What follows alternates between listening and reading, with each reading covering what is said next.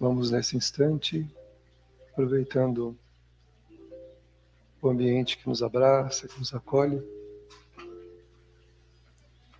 aproveitando a presença dos amigos espirituais, que nesse instante trazem benefícios através de vibrações delicadas, acolhedoras, procurando uma identidade em nossa natureza, uma identificação, a fim de poder, naturalmente, acomodar-se em nossa alma. Respiremos o hálito amoroso que se formou em torno de nós. Aqui onde estamos, com a natureza à nossa volta, onde cada um se colocou à disposição, com o ambiente criado pela espiritualidade, sintonizando então com essa ambiência.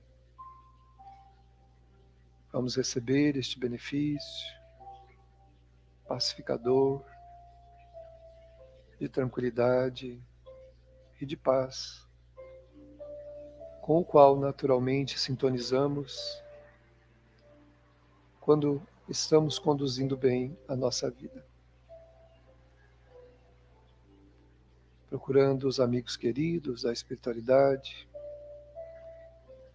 que nesse instante observam a nossa natureza, nosso halo mental, onde estão os nossos feitos, as nossas atitudes,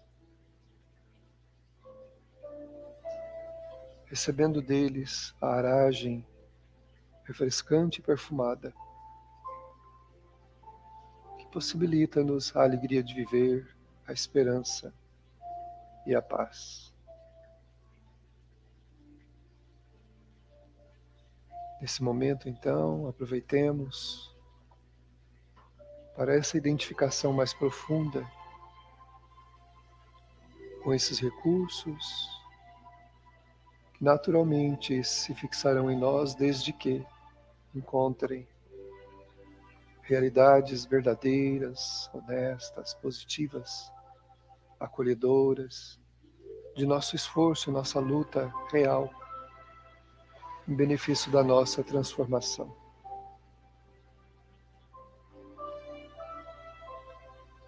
Nesta manhã em que a natureza nos abraça, naturalmente com os seus elementos do qual também fazemos parte. Recebamos essa influência positiva, planificadora, a fim de que ela nos ajude nessa identificação com Deus, nosso Pai, através da visualização que vamos fazendo em torno de nós. As plantas, os pássaros, as flores, da água que cai da cascata, da gramínea verdejante, da brisa e do sol maravilhoso que nos acolhe, abraçando-nos o coração, anunciando-nos um novo dia. E assim envolvidos, vamos procurar a figura meiga de Jesus, o Divino Amigo, e buscando-lhe a bondade, queremos pedir a Ele que nesse instante nos abrace, nos fortaleça para esta atividade, para a vida em geral, dando-nos o ânimo e as forças que precisamos para prosseguir caminhando nessa transformação. Obrigado, Divino Amigo. Obrigado, amigos espirituais, a quem rogamos inspiração, a quem rogamos o auxílio nesse momento. Estejam conosco, hoje, agora e sempre, assim seja.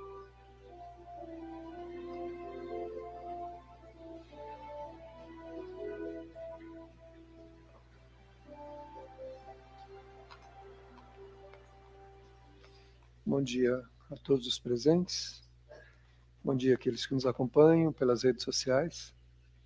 É mais uma oportunidade de estarmos juntos para as reflexões da obra da Psicologia Transpessoal de Joana de Ângeles, e aqui mais particularmente a obra Amor, Imbatível Amor.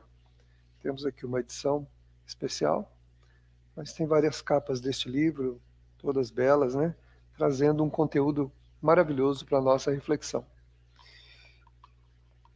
Estamos fazendo aqui na parte antiga, né? Na casinha antiga, devido às atividades do jantar. Hoje estamos aqui com a atividade. Hoje a Joana propõe para nós um título chamado Recuperação da Identidade, nos informando exatamente a respeito dessa trajetória da descoberta da nossa identidade na existência, né, já que temos uma identidade espiritual, claro, somos seres eternos que estamos evoluindo e trazendo do passado um conteúdo todo que forma a pessoa que nós somos, né, com as virtudes, as tendências, as coisas boas, as não tão boas assim. E nós temos então uma identificação, uma identidade como pessoa. Agora, nem sempre temos uma real percepção dessa identidade. Muitas vezes somos conduzidos e regidos por um automatismo íntimo que vai naturalmente fazendo com que a gente ou permaneça nos mesmos direcionamentos do nosso passado, ou leve-nos a comprometimentos até maiores devido às tendências que a gente traz. Então, todo mundo tem um conteúdo, todo mundo tem uma natureza que precisa conhecer, e ao conhecê-la, precisa trabalhar para mudá-la, né? Por isso que a doutrina espírita é a doutrina da reforma moral, do autoconhecimento, né? Naturalmente, não basta apenas saber, né? É preciso que a gente se modifique, se a gente quiser ter um futuro, um desfecho da nossa existência realmente produtivo e não, muitas vezes, desastrosos como nós já tivemos. Então a doutrina propõe esse crescimento, esse conhecimento dessa percepção que a gente precisa ter de si mesmo para identificar, não apenas identificar, mas também trabalhar a modificação, né? Cada atitude nossa, nós já conversamos muito sobre isso, a Joana fala muito nessa obra, tem uma consequência para o nosso sentimento no tempo. Os nossos atos, eles podem ir nos tornando pessoas mais afetivas, amorosas, pessoas que têm uma percepção de alegria, de esperança da vida, ou pode nos tornando amargos, completamente ressentidos perante a vida que temos, e em vez de progredirmos, podemos ir caminhando por uma deterioração dos objetivos da existência, daquilo que nos trouxe à atual existência. A gente pode deteriorar esses objetivos e comprometer a vida completamente. Então ela vai falando da necessidade dessa percepção. E aqui ela começa agora, a gente vai ler, ela vai começar desde a infância, mostrando já as primeiras percepções do espírito em relação à própria vida, que na idade adulta depois, né, se traduz naquele nível de consciência que cada um tem de si. O Espiritismo proporciona para a gente uma possibilidade muito grande desse conhecimento da nossa natureza, da nossa personalidade, daquilo que nós temos, e do quanto esse conteúdo é benéfico ou maléfico para nós. Então, a doutrina espírita nos proporciona isso. E isso é o diferencial entre nós termos uma existência exitosa ou uma existência simplesmente onde nós estacionamos. E geralmente, quando estacionamos na dor, né? Ninguém estaciona em lugar bom, falando evolutivamente. Se fosse assim, nós não teríamos os dramas que temos. Em muitos pontos do nosso existir, nós estacionamos. Mas sempre estacionamos onde? Na dor, no sofrimento, na privação, que são consequências dessas escolhas, desse exercício que nós temos que fazer, daquilo que a gente já sabe e percebe de si mesmo. Então, ou seja, se eu tenho determinado comportamento ou um vício moral, eu preciso focar nesse comportamento e fazer uma mudança para que eu não venha, então, trazer dores, né, para mim mesmo e também para aqueles que estão comigo nessa caminhada da existência. E a Joana começa a falar dessa percepção, então, desde criança. Então ela vai dizendo aqui: A identidade é a conquista valiosa do ser, através da qual se afirma e se caracteriza no grupo social de forma a existir conscientemente. Por quê? Porque a gente pode existir de maneira automática, como eu falei. Uma coisa é existir conscientemente, é ter consciência da vida, dos seus mecanismos, das suas necessidades, das suas responsabilidades, né? A gente só quer uma coisa nessa vida, né? Fazer o que a gente quer, mas nós não queremos sermos responsabilizados, né? Pelo que nós fazemos, né? Então, o desenvolvimento da responsabilidade, né? O desenvolvimento da responsabilidade, ele tem relação com essa percepção que o espírito tem de si mesmo. Então, a nossa vida precisa, para nós, se tornar consciente, né? Ou seja, eu preciso ter consciência de quem eu sou, meus desejos, minhas vontades, para ter uma percepção mais justa dos momentos que eu vou vivenciando. Se eu não tenho muito nível de consciência bom, eu caio naqueles automatismos, né? E vou fazendo sem perceber. Só que existe uma diferença entre o homem comum, que faz isso no automatismo que ele já traz de outras vidas, sem nunca ter sido orientado na atual existência, sem nunca ter recebido um parâmetro, né, um direcionamento para a sua vida. Então ele vai simplesmente vivendo um dia pelo outro, sem a devida responsabilidade pela sua vida. Não quer dizer, há uma diferença entre responsabilidade e ser responsabilizado, né? Não quer dizer que por eu não assumir responsabilidade da minha vida, eu não vou ser responsabilizado. Sem dúvida.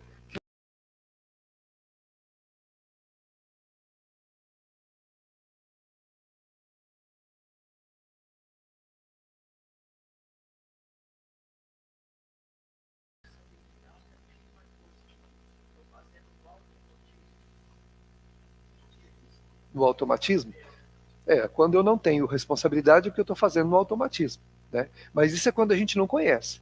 Quando a gente conhece uma coisa e faz mesmo assim, não é uma questão de automatismo, aí é uma questão de escolha, é uma questão de opção, de livre-arbítrio. Então aí eu estou aplicando o meu livre-arbítrio, né? Continuando ser quem eu sou. E eu preciso adquirir o quê? Um nível de consciência da minha vida, porque a minha vida existe responsabilidade sobre os meus atos na minha vida. E eu serei responsabilizado por isso, né?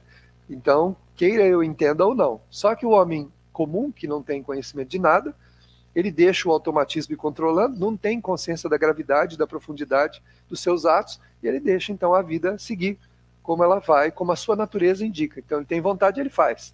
Ele quer ir para lá, ele vai. Quer ir para cá, ele vai, sem questionar se está certo ou está errado. No caso do cristão, propriamente, não precisa ser só espírita, mas no caso do cristão, ele tem uma responsabilidade perante a própria vida muito grande. Porque, a princípio, antes até do espiritismo, nós temos uma orientação para a nossa vida que vem do evangelho. Ou seja, Jesus é o maior direcionador de qualquer tipo de comportamento humano na Terra. Quem é cristão sabe exatamente o que tem que fazer. Não pode alegar ignorância. Se o Emmanuel, numa mensagem dele, ele diz assim: quem tem um dia de evangelho já consola uma dor.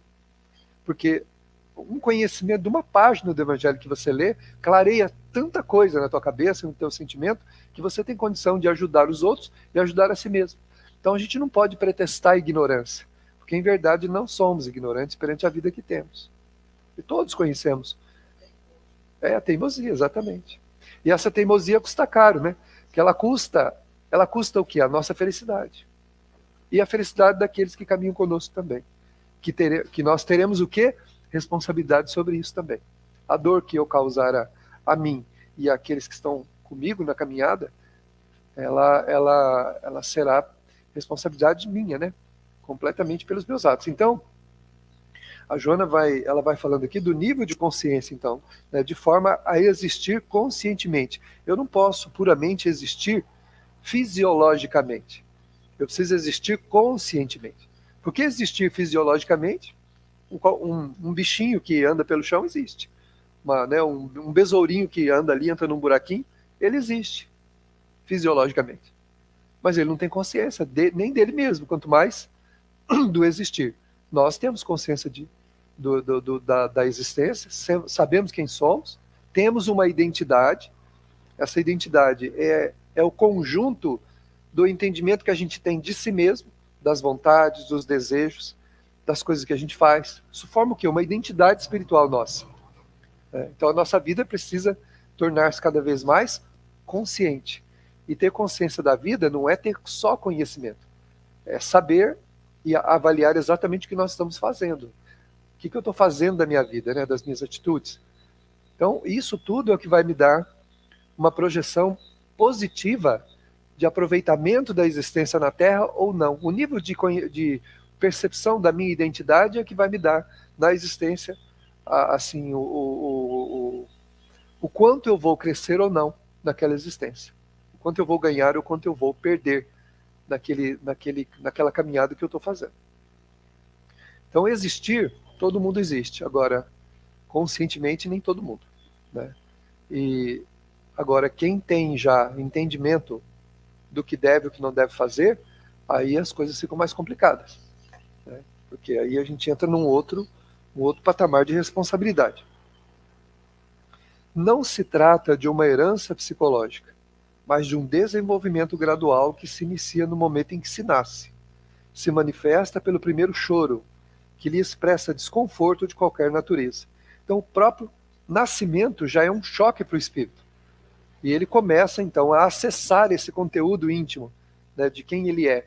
Então, o próprio choro, a própria chegada na Terra já é um choque. Já faz o espírito fazer um quê? Uma avaliação do nível de conforto ou desconforto que ele começa a experimentar, para começar a ter percepção de si mesmo, né, da sua vida, de que ele é uma vida. Logo seja atendido, volta a silenciar, demonstrando que o motivo desagradável cessou. Muitas vezes são a falta do corpo materno, o frio, o calor, a fome, a dor, que se apresentam produzindo a sensação desagradável, chamando a atenção para si. Então, nesses primeiros momentos, o espírito traz um ponto de defesa, né, da sua existência ainda como bebê, que é chamar sempre a atenção de quem está à volta para ele, porque ele precisa ter as suas funções primeiras atendidas, porque ele não consegue conduzir-se sozinho. Então ele precisa, atendido isso, ele silencia, ele fica quieto. Mas ao contrário do que a gente imagina, ali o espírito começa a fazer as primeiras reflexões sobre a nova vida que ele vai ter, sobre essa vida atual onde ele está mergulhando. Ele começa a avaliar, ele começa já a perceber o mundo à sua volta. Onde eu estou? Quem são essas criaturas que estão à minha volta?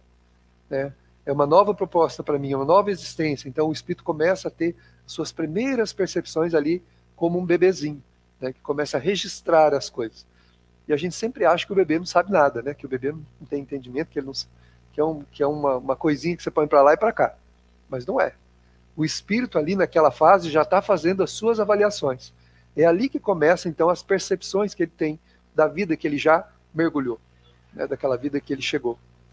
Se o espírito reencarna rebelado, por exemplo, se ele reencarna trazendo rebeldia diante daquela existência, não queria, mas ele tem que aceitar que ele precisa, né? Então foi uma reencarnação compulsória, esse espírito começa então a protestar, a criar um nível de dificuldade para si e para aqueles que estão à sua volta.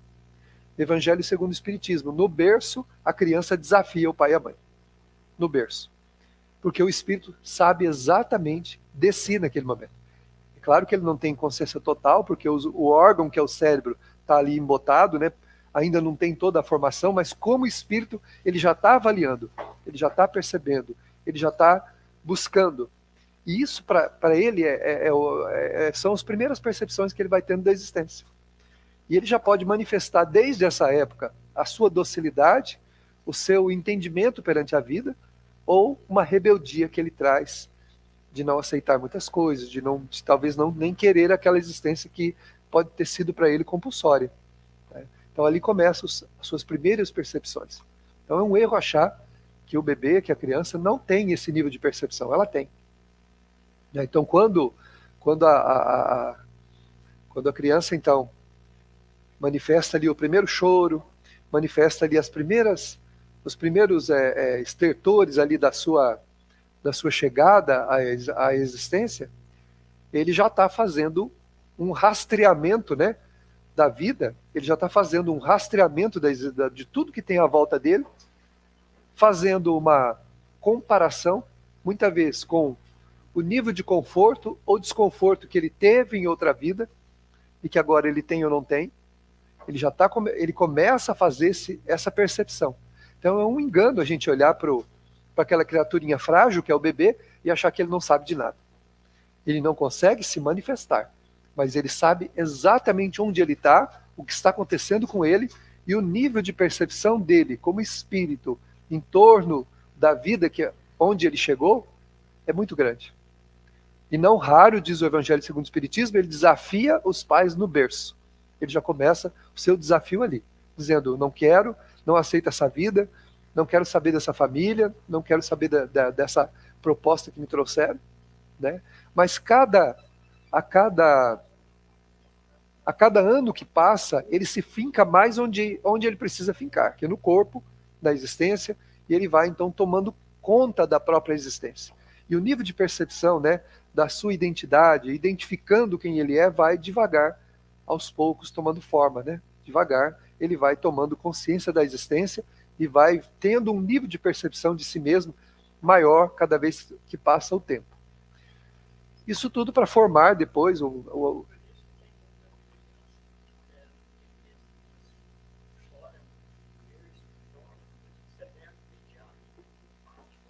Exatamente. E às vezes ele fisicamente ele não tem nenhum desconforto. Muitas vezes esse choro revela uma rebeldia do espírito, a não aceitação daquele momento, né, que ele está chegando na existência. Muitas vezes fez uma programação por necessidade, né, não por tanto nível de consciência assim, e ele chega e ele já começa a perceber o mundo que ele chegou, a volta dele, a família, vai começando a ter os seus primeiros níveis de percepção. Se como corpo ele não pode se manifestar, porque o cérebro não está completamente ainda formado para isso, como espírito ele já tem e já pode. E ele desafia o pai e a mãe no berço. Se ele quiser criar desconfortos, ele cria desconforto para os pais desde o berço, sabendo exatamente onde ele está. Por isso a necessidade de conversar com o bebê, conversar com ele, principalmente no momento em que ele dorme. Na hora que a criança dorme, a gente pode chegar do lado do berço e falar com ele. Falar, você é bem-vindo, você chegou, essa é a sua família, você tem um desafio para a sua vida que eu não posso fazer por você, é você que vai ter que lutar, mas nós estamos aqui, nós vamos te ajudar, a gente vai cuidar de você, nós vamos fazer o melhor por você, mas você tem que ter responsabilidade perante a sua vida. Converse como você falaria com um adulto. Você está falando com o espírito, não com o corpo. E o espírito assimila. Ele assimila tudo. Assimila todas aquelas percepções. Funciona muito isso. Ajuda a criança a ir se acalmando, né? O espírito vai se acalmando ali naquela existência e ele vai tomando mais consciência da sua vida. Então a Joana segue aqui falando para nós, né? Na juventude, como na idade adulta, revela-se pelo conhecimento da sua realidade, por imperiosa necessidade de estar consciente de enfrentar com segurança as situações mais variadas possíveis. Nessa fase, a experiência emocional é quase sem sentido e os sentimentos se apresentam confusos, sem direcionamento, caracterizando a ausência de identidade. É certo que no inconsciente, de alguma forma, todos possuem uma identidade. No entanto, vários fatores adstritos ao eu profundo podem apresentar-se como a ausência dela, especialmente quando trazido o conflito da reencarnação anterior. Então, a adolescência, principalmente, né, é quando o espírito começa a acordar para a existência. Então, na hora que ele começa a acordar para a existência, de maneira a ter mais percepção de si e do mundo à sua volta, com maior liberdade do que ele tinha quando era criança, a gente tem duas coisas. Uma é as tendências anteriores, os conflitos que a gente traz de outras vidas que começam a fluir para a consciência, querendo solução já desde cedo, né? O espírito começa a receber de si mesmo convites dos seus conflitos de vidas passadas que procuram já nessa existência solução. Então, você tem, embora as pessoas padronizem isso, você tem adolescentes que são mais tranquilos e tem adolescentes mais agitados, mais conflituosos, que criam um monte de problemas, que para si mesmo, claro, né? Mais do que para os outros, eles criam para si. Porque nesses espíritos o nível de conflito é muito grande. Então o espírito acorda para tudo isso. Então isso flui para a sua mente. E ele então precisa lidar com tudo isso. tendo a imaturidade ainda psicológica, porque ele está num corpo que ainda está em formação e não tem ainda experiência perante nada da vida, ele vai ter dificuldade nesses enfrentamentos. Daí a família, para ajudar aquele espírito a ir construindo uma identidade nova. Por que uma identidade nova? Porque aquela que ele trouxe é conflituosa, é cheia de dramas, de sofrimentos, de erros e acertos que ele traz do seu passado, e traz para essa vida justamente para dar um direcionamento novo. Para que a gente reencarna? Para ser a mesma pessoa do passado? Se for para ser a mesma pessoa do passado, então poderíamos ter ficado no mundo espiritual, né? Muitas vezes em regiões nada recomendáveis, de sofrimento, de dor, quando Deus nos permitiu a volta para a Terra para continuar esse processo de depuração, de melhoria, até a angelitude, né? Até o dia que a gente vai chegar a essa condição de anjo, que não é nessa Terra, é claro, em mundos melhores e maiores do que nós.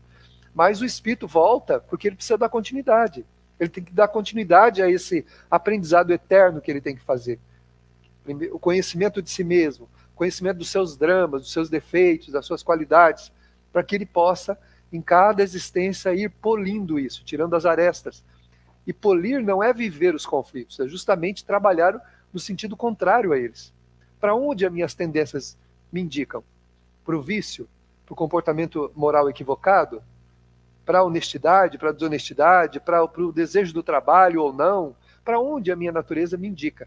Eu preciso fazer sempre uma avaliação, né, dessas tendências, desses apelos íntimos, que começa lá na adolescência, principalmente, e começar a dar um direcionamento novo para isso. Porque eu vim agora para construir uma identidade melhor do que aquela que eu sou, aquela onde eu estou, né? Se Deus achasse que a gente deveria permanecer como nós estamos, nós teríamos uma encarnação só. E aí estaria definido mesmo a questão de céu e de inferno, que o Espiritismo ensina que não existe. Nós estaríamos realmente definindo a nossa existência para céu e para inferno, né? E eu posso dizer assim, ousadamente aqui, sendo petulante, né, que eu acredito que na Terra não sobraria ninguém. Nós estaríamos tudo no inferno, como diria um amigo meu. Nós teríamos tudo sido condenado para o inferno, porque não tem espírito perfeito aqui, né? E o próprio Cristo falou, né, que nós não somos, né, bom só Deus, bom só o Pai, ele falou, né? Então nem ele aceitou o título de bom, embora ele fosse, né? Ele não aceitou. Então, ou seja, como Deus é bom, é justiça e bondade, amor, ele permite ao espírito essa constante volta na busca de uma identidade perfeita, né, de uma identidade positiva, melhor. Mas nós somos uma outra coisa que não é isso que a gente precisa ser. E é essa natureza imperfeita que direciona a gente sempre para as coisas que não são positivas, para as mais confortáveis e nem sempre as melhores, é que nós temos que trabalhar para mudar. Construindo uma identidade agora que se identifique com o quê? Com aquilo que a gente precisa ser, e não com aquilo que a gente é. Porque se a gente continuar alimentando esses impulsos da personalidade velha, antiga, carcomida que a gente traz, se a gente continuar alimentando isso, naturalmente a nossa vida será um fracasso, como já foi tantas outras vidas passadas. Nós já tivemos vidas fracassadas, e muitas vezes a gente sente, por exemplo, aquela saudade que a gente não sabe do que é, uma tristeza que a gente não sabe de onde vem, uma falta que a gente não sabe do que. Sabe o que é isso? Muitas vezes grandes amores espirituais nossos não puderam reencarnar conosco. Nós tivemos que reencarnar longe deles. E reencarnar com o quem? Com aqueles problemas que nós criamos, com aquelas pessoas que a gente se envolveu, que na verdade a gente enxergava como um pote de ouro, na verdade era um pote de cinzas. Mas se eu quero viver com um pote de cinza, então eu vou viver. Não é uma vida muitas vezes, não. São várias vidas, para que a gente de novo adquira essa identidade com os valores reais da vida e possa cultuar ou cultivar os verdadeiros amores. Porque a vida pode afastar de nós os nossos verdadeiros amores, deixando a gente com o lixo que a gente quiser escolher. Então eu quero escolher um lixo comportamental, eu vou viver com aquele lixo.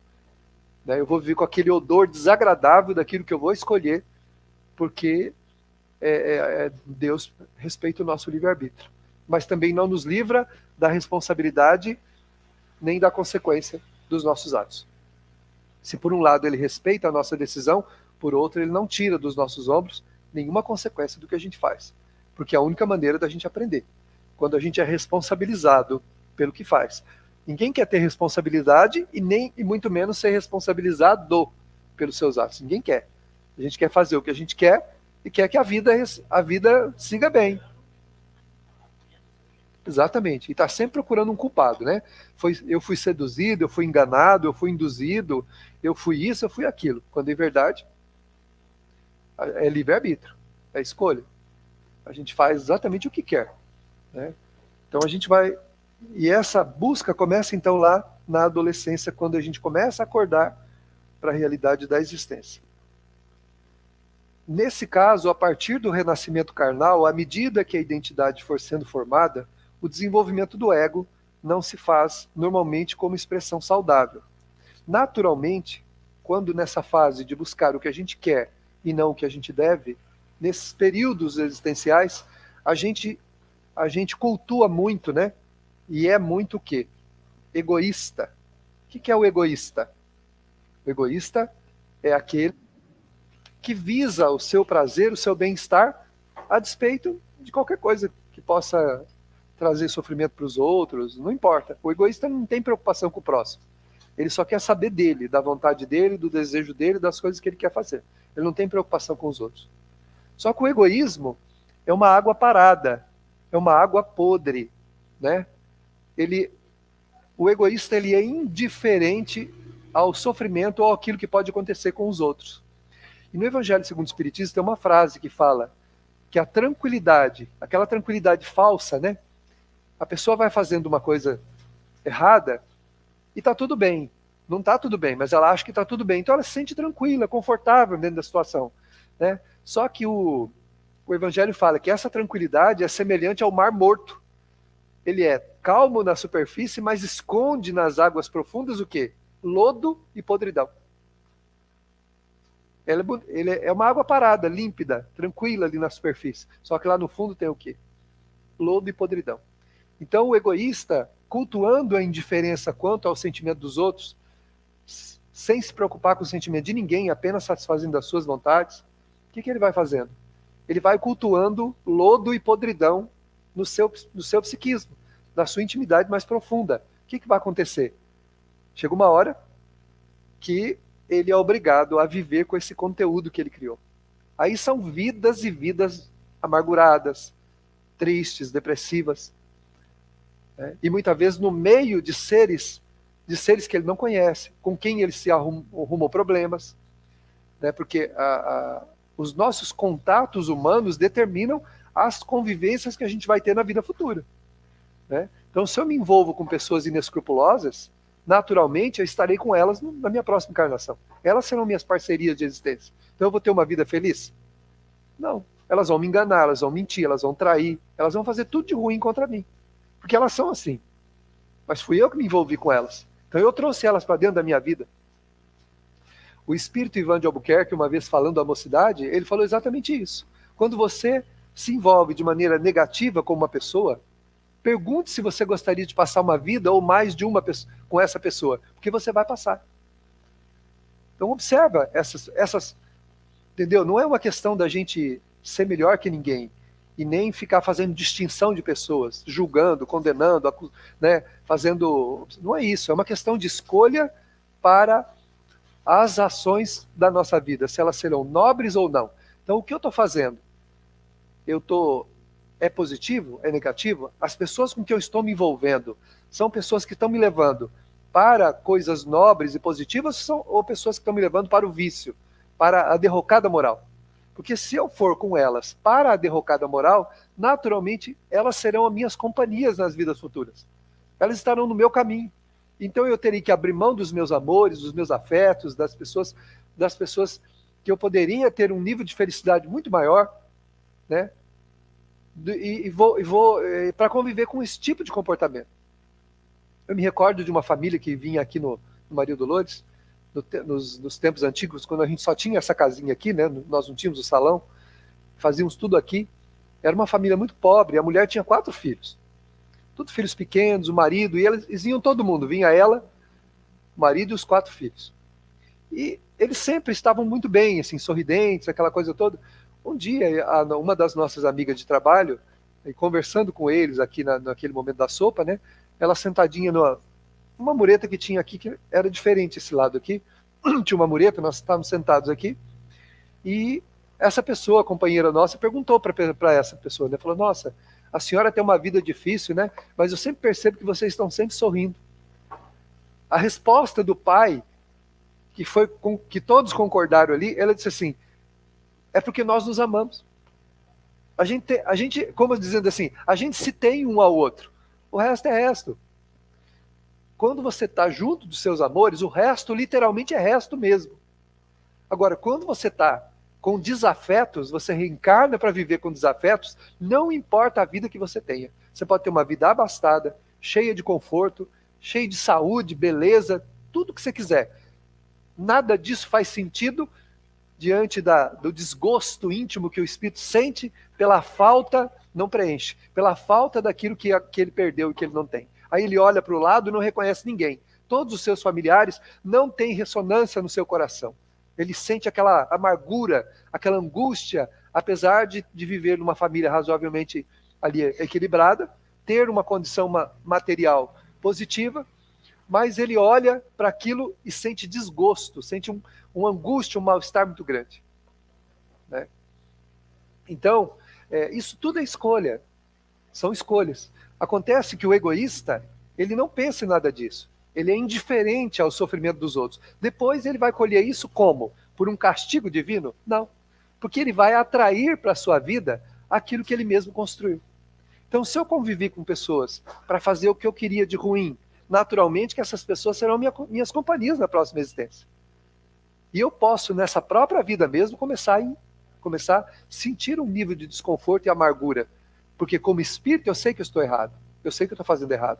Então eu começo a vivenciar um processo de amargura, um processo de perturbação íntima muito grande, levando muitas vezes, como diz o Evangelho segundo o Espiritismo, à loucura ou mesmo até o suicídio. Se a gente conhecesse o fundo das razões que levam as pessoas ao suicídio, a gente perceberia que é muito mais do que aquilo que elas mostram, daquilo que a gente via delas. Se a gente tivesse acesso a essa alma, a gente ia perceber o nível de desconforto, de amargura que aquele espírito tem perante a própria existência, que atraiu para perto dele perturbadores espirituais, espíritos inferiores, que vão atormentar a sua mente, o seu sentimento, fora o nível de insatisfação que ele vai vivenciando em torno de si. Mas tudo isso como?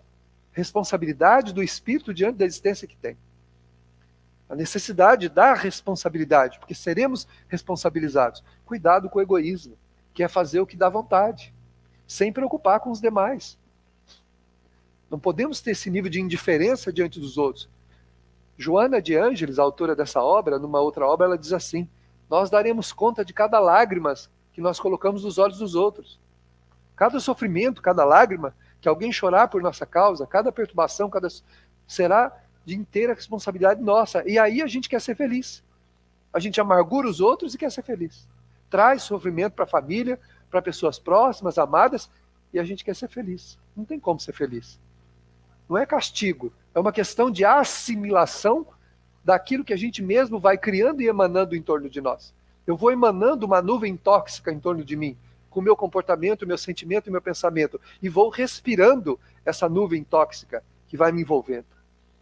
Então é necessário que nós pensemos sobre isso, porque no corpo ou fora dele, continuaremos respirando esse nível de toxicidade que nós criamos perante a própria existência. Então pensemos nisso. E se nós não acreditamos nisso, se nós queremos pagar para ver, fiquemos à vontade. A lei divina não vai cercear colocando a mão, impedindo-nos os atos, mas ela vai sempre nos aconselhar de forma indireta através de outros corações, de outras experiências, para que a gente compreenda a vida que a gente precisa ter e siga por ela. Então essa é a nossa necessidade para a atual existência, né?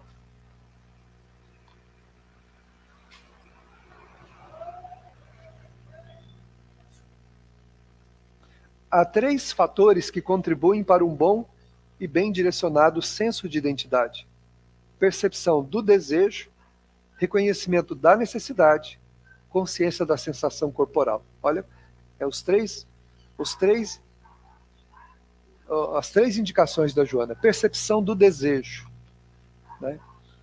Desejo, eu posso percebê-lo, ou eu posso simplesmente, ele pode estar no automatismo. Então, a gente precisa ver o que eu desejo no meu dia a dia, quais são os meus desejos. E passar esse desejo ao crivo da razão. Não deixar o sentimento conduzir o desejo, mas usar a razão. Isso que eu estou desejando é plausível de ser feito? Eu devo fazer isso? Embora eu deseje muito, embora toda a minha natureza está revolta em sensações e emoções que impelem-me para aquilo, eu devo fazer? Por eu estar assim, exatamente assim, num frenesi, num frisson íntimo muito grande, não está indicando que está errado? Porque as coisas boas acontecem dentro do nível de equilíbrio, de paz, de tranquilidade. Aquele frio na barriga, aquele nó que dá na alma, aquela sensação que aquele desejo está me provocando, não é um indicativo, então, de que alguma coisa não está boa? É um indicativo que nós vamos prestar atenção. Então, a primeira coisa que nós devemos prestar atenção, então, é nos nossos desejos. O fato da gente desejar alguma coisa não significa que a gente tem que concretizar. O desejo vai aparecer. Por quê? Porque nós somos almas viciosas. Ou almas que têm hábitos que nós trazemos de outras vidas. Hábitos que querem naturalmente serem novamente implementados na nossa vida. Que eles querem novamente um campo para a sua ação. Mas nós precisamos refletir sobre eles. Né? Diz uma frase espírita, eu posso? Pode. Se não pudesse, não haveria crime no mundo, não haveria mal no mundo, só haveria o bem. Agora, eu devo? Aí é a pergunta que eu tenho que fazer. Então, entre poder e dever, eu tenho que me perguntar, eu devo fazer o que o meu desejo está me indicando? Eu devo? Lembrando da responsabilidade. Seremos responsabilizados. Então, o meu desejo, eu devo colocá-lo em prática? É a pergunta que a gente tem que fazer. Se eu deixo o meu desejo me controlar, naturalmente irei para as consequências que advier dos meus atos. Né?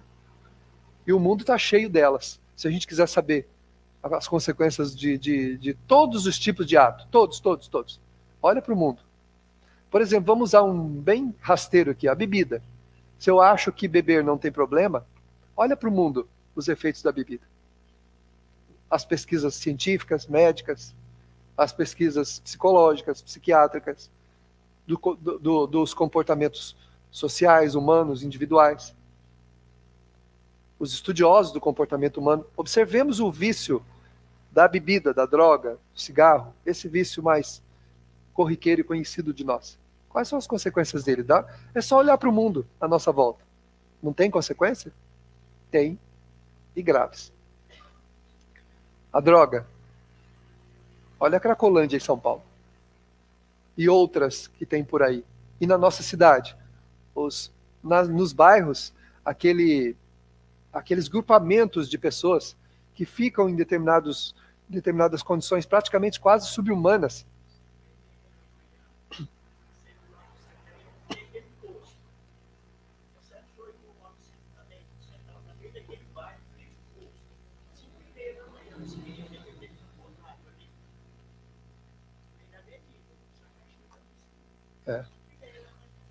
A nossa irmã está falando que às 5h30 da manhã tinha um grupo de pessoas, de homens, sentado na calçada na frente do bar, né? Esperando o quê?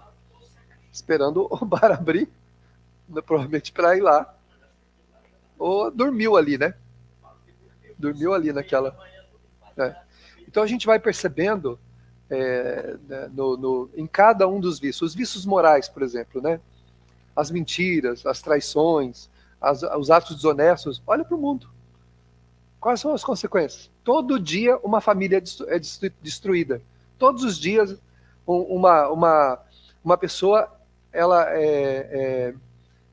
é responsabilizada gravemente por um ato de desonestidade, de traição, de corrupção. É só olhar para o mundo à nossa volta e a gente vai perceber se realmente a gente pode fazer o que quer. Se realmente a gente deve fazer tudo que os nossos desejos indicam, né? É só olhar à nossa volta. E aquele que não acredita vai experimentar em si mesmo, né? Como o Dr. Bezerra, uma vez numa mensagem, ele diz assim: aquele que não acredita na reencarnação vai testemunhar pessoalmente que ela existe. Ele vai chegar ao mundo espiritual, vai ver que ele está vivo, vai ver que a vida prossegue e que ele vai reencarnar. Então ele vai testemunhar pessoalmente. Então não precisa ficar tentando convencer ninguém da reencarnação. Ele é uma lei da natureza, uma lei da vida, da evolução, que vai se dar a gente acreditando nela ou não. Para que a gente chegar do outro lado, a gente vai ver, né?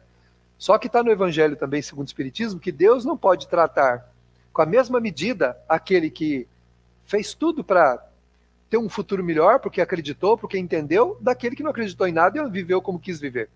Aquele que viveu como quis viver vai ser responsabilizado pelos seus atos, mesmo ele não sabendo, como nós dissemos. Vai ser responsabilizado mesmo ele não sabendo. Então ele vai reencarnar com a consequência daquilo que ele fez, para agora, então, a hora que ele ouvir pela primeira vez que a sua vida tem um nível de responsabilidade e que a reencarnação é onde tudo se manifesta, isso vai soar familiar para ele, né? Isso vai soar bem familiar para ele.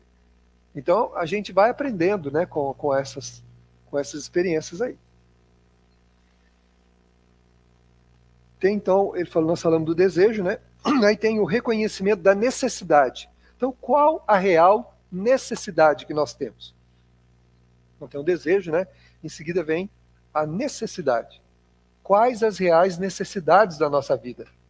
Eu preciso mesmo exatamente daquilo que eu estou correndo atrás? Em qualquer sentido que seja, moralmente ou materialmente? A gente pode progredir e deve. O Espiritismo ensina que a lei do progresso é uma das leis da natureza.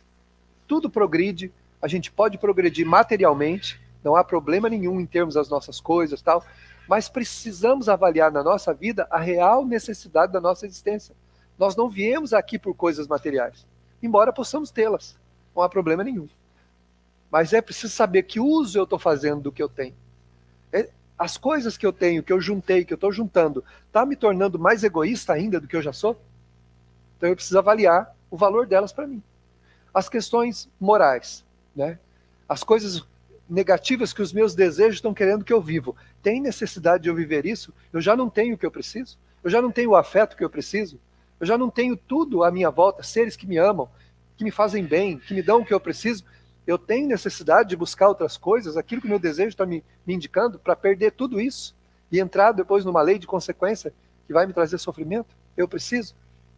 Então, avaliar as reais necessidades do espírito, né?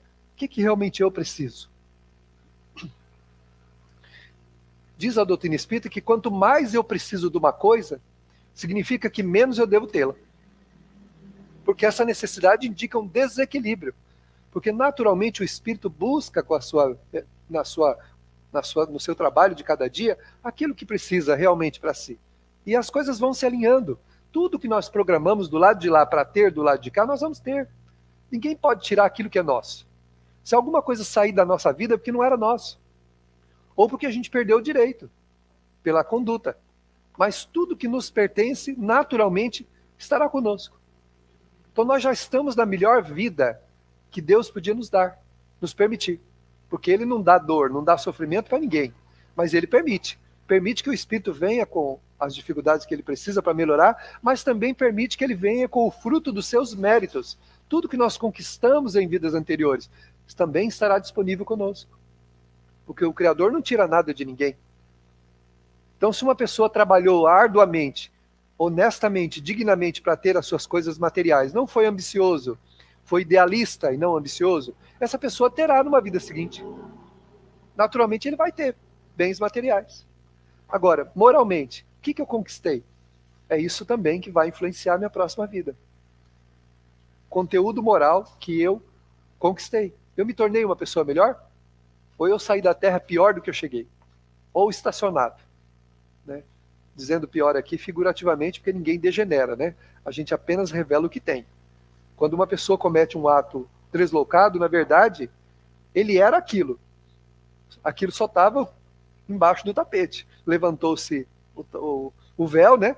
Tirou-se a ponta do véu e aquilo que estava ali se revelou. Porque o que a gente é, ninguém degenera, né? Quando o que a gente se torna para sempre no campo do bem. Uma virtude conquistada é para sempre. Quem se tornou paciencioso é paciencioso para sempre. Nunca mais aquela pessoa vai ser impaciente, uma vez que ela adquiriu a paciência. Nunca mais. Se perde a paciência porque não tinha. Ah, mas a pessoa era paciente. Não, ela estava se controlando. Ela não era. Então, o paciente será paciente para sempre. Entendeu? Adquiriu a paciência, acabou. Você não consegue tirar do espírito isso. É uma virtude. Se transforma em algo inerente, que pertence, é intrínseco, passa a fazer parte da criatura. Passa a fazer parte dela. Como o vício também faz parte de nós, que a gente precisa combater. Então é uma necessidade que a gente vai aprendendo, né? E depois, consciência da sensação corporal, né? A gente precisa entender que nós somos um corpo também, né? Nós somos uma trilogia, nós somos um espírito, nós temos um corpo espiritual e nós temos um corpo físico. Nós somos essa trilogia. Um reage sobre o outro. Quem controla tudo? O espírito. O espírito controla o corpo espiritual e controla o corpo físico. Mas o corpo tem necessidades próprias dele, que precisam ser direcionadas. Né? Por exemplo, o obeso, na verdade, por causa da comida, qual é o problema dele? Comer. Ele perdeu o controle dos apelos que o seu corpo faz. Ele não tem controle. E come cada vez mais, atendendo a uma necessidade do corpo, que é um vício que ele pode trazer moral de outras vidas relacionado àquilo, e ele deixa que o corpo, com as suas sensações, vá controlando ele. O sexo, por exemplo, é uma coisa maravilhosa, sem dúvida. A sexualidade, ela é muito sublime. Mas como? Banalmente, com qualquer um, a qualquer momento, deu vontade, procura alguém e faz? Não. Quando com responsabilidade, quando vinculado a um sentimento. Se não está vinculado a um sentimento, é ruim. Porque é um patrimônio sublime da alma. Justamente para que o espírito, trocando energias com os seres amados, consiga prosseguir lutando pela vida. Agora, quando utilizado de maneira banal, apenas para a satisfação dos anseios, dos apelos físicos, do corpo, fisiológico, ele faz mal. Porque ele se transforma o quê? Num mal moral, que vai levar o espírito a quê? A uma derrocada. Né? Então, tem então as sensações, então, última, né, que é essa que nós estamos falando, do corpo, que eu preciso controlar. Eu sou o espírito que controla tudo. Né? Então, se o médico me diz que eu não posso comer açúcar, diminuir, eu vou comer escondido? Adianta? Eu ir lá assaltar a geladeira e comer todos os doces que eu encontro lá? Adianta alguma coisa esconder do médico? Não adianta. Estou fazendo o quê? O meu corpo vai dar sinais de que eu estou errado, eu vou ter problema, vou ter aí uma crise e posso desencarnar. Num lugar onde eu não tenho socorro, não tenho nada, posso. Reencarno, chego no mundo espiritual como suicida. Ah, mas eu só comi um docinho. Não, você comeu todos os doces que tinha na geladeira. Você não comeu um docinho. Comeu tudo. Entendeu? Então, ou seja, é tudo que o corpo pede que a gente vai dar atenção? Não. O espírito é a inteligência que comanda tudo. E ele precisa comandar. Então, se diz que é para fazer isso, eu sou uma pessoa assim, em relação a procedimentos indicados para mim, que dizem que tem que fazer assim. Se você me mandar falar que eu tenho que ficar sentado ali 5 dias, eu vou ficar sentado ali 5 dias. Se o profissional está me mandando que é isso que vai me ajudar, vai me curar, eu vou ficar sentado ali 5 dias. Não costumo me rebelar contra aquilo as regras ou coisas que são indicadas, porque aquilo é positivo. Tem que ter uma disciplina, porque se eu vou atender tudo que a minha vontade quer, onde é que eu vou parar? Os meus desejos, né? Tudo que eu tiver desejo, não vou questionar minhas necessidades, vou atender tudo que o meu corpo quiser, eu vou entrar num colapso, vou colapsar, vai dar um problema sério aí. Né? Então a gente precisa, porque não sei se é a Teresa de Brito, que escreve pelo Raul Teixeira, ela comenta numa frase de uma obra dela que envelhecer todo mundo envelhece, mas envelhecer com maturidade é privilégio de alguns. A maioria não envelhece com maturidade, envelhece infantil, com pensamento infantil. Rebelde, criando problema para si e para todo mundo. Porque os anos passam, mas o espírito não aprende nada. No sentido assim. Então, envelhecer, todo mundo envelhece. Agora, com maturidade, aí depende. Não é todo mundo. Né? Aí precisa querer. Então eu preciso fazer uso do quê? Da minha razão. Para verificar aquilo que eu posso, devo fazer, a fim de que a minha vida seja exitosa. E à medida que isso vai passando, eu vou adquirindo o quê? Uma identidade, uma nova percepção de mim mesmo. À medida que eu coloco isso aqui em prática, eu vou tendo uma percepção superior, maior do que aquela que eu tinha quando voltei para cá, quando reencarnei. A gente traz uma série de conflitos, de limitações, que a gente precisa melhorar. Não é uma questão de é facultativo. Não é facultativo. A pessoa diz assim, não, mas Deus dá o livre-arbítrio. A hora que a gente quiser, a gente muda. Não é assim. É uma necessidade do espírito. E a gente, quando chega no mundo espiritual, lamenta muito as perdas, os comprometimentos que foram criados. E a que a gente se ligou. Né? E que esses nós, ninguém desata. É a gente que vai ter que desatar. E uma vida, às vezes, não é suficiente para a gente desatar nós. Às vezes vai várias e várias vidas desatando os nós que foram criados. Então é escolha. Né? Então essa percepção da nossa essência, nós precisamos fazer. Isso só a gente pode fazer. Porque os outros só até falam. Mãe, pai, irmãos, amigos, sempre comentam e falam. Os espíritos falam. Mas se a gente não quiser, nada disso tem qualquer sentido. Não adianta. Quantos conselhos a gente já ouviu, quantas vezes, e a gente ainda toma como uma bobeira aquilo que está ouvindo. Fala, isso aí não. Isso aí não serve para nada, isso aí é mentira. Não é. Uma das coisas, os espíritos venerandos, né? Uma vez nós estávamos numa reunião mediúnica, e o espírito venerando chegou no final, e ele se aproximou, né? E ele abriu os quadros de todo mundo que estava presente nessa reunião. E havia duas necessidades ali que precisavam de uma orientação, sabe? Para melhorar a condição da pessoa e até para a reunião. Mentalmente eu perguntei à entidade veneranda se ele iria dar uma mensagem. O silêncio dele, para mim, foi a resposta mais clara que alguém já ouviu. Ele olhou para mim e olhou para eles, como dizendo assim, de novo? Você acha que se não teve valor as minhas palavras, vai ter agora? Então a pessoa precisa passar realmente pela consequência. Não tem jeito. Aí eles silenciam. Recuam, inclusive. Nós estamos fazendo o estudo na quinta-feira da Revista Espírita, e lá tem um caso de um espírito desencarnado que o anjo da guarda dele, deu linha na pipa. Foi, como diz na linguagem bem popular, vazou. Ele não escuta, não quer escutar, então fica sozinho. Vê para onde você vai caminhar, né? O Pierre Legai, lá, que é o denominado o palhaço, né? Ele estava lá, se você não quer ouvir, paciência, você vai ficando sozinho, os espíritos vão indo embora, eles começam a se afastar da gente, eles começam a deixar a nossa presença, porque eles não se melindram, mas eles não comparecem e não orientam mais onde a palavra deles não seja considerada como uma coisa séria. Porque é perda de tempo, eles têm mais o que fazer no mundo espiritual. Então, eles começam a não falar mais nada. Então, o olhar do espírito, eu entendi tudo. Mas, de novo, ou seja, para quê? Não me ouviram nas outras mensagens que eu dei, vai ouvir agora? E eu nem ousei pedir, né?